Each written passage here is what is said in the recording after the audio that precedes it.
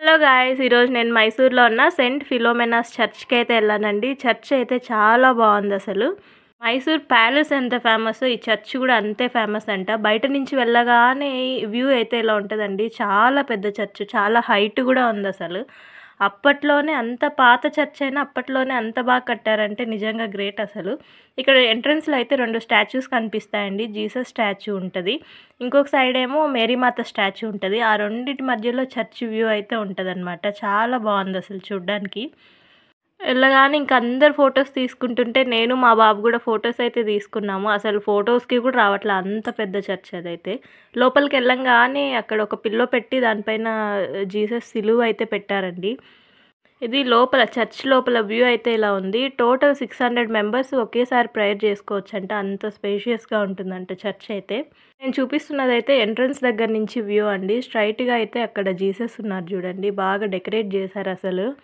అక్కడ photos, videos అయితే capture చేయకూడదంట. నాకు తెలియకుండా నేను మొబైల్ తీసుకొని వీడియో తీసుకుంటూ ఎళ్ళాను. ఇంకా అక్కడ వాళ్ళు తీయొద్దు అని చెప్పేసరికి కామ్ అయిపోయాను.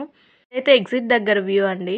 ఇక్కడ కూడా కూర్చొని ప్రేయర్ చేసుకోవడానికి ప్లేస్ అయితే పెట్టారు. బయట రాంగానే ఇలా మేరీ మాతనైతే డెకరేట్ చేశారనమాట.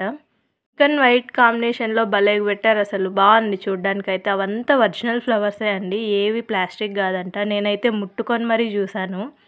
చాలా బ్యూటిఫుల్‌గా ఉందసలు చూడ్డానికి. ఇదైతే గ్రోటో అండి. ఇందులో కూడా మేరీ మాతని డిజైన్ చేశారు మధ్యలో. నేను మామూలుగా చర్చెస్‌లో చూసేదాన్ని. అంటే క్రిస్మస్‌కి అలా వెళ్ళినప్పుడు వాళ్ళు పాకలాగా చేసి వాళ్ళు జీసస్ పుట్టి పెరిగిందంతా డిజైన్ చేసి పెట్టేవాళ్ళు. భలే అనిపించేది అప్పుడైతే.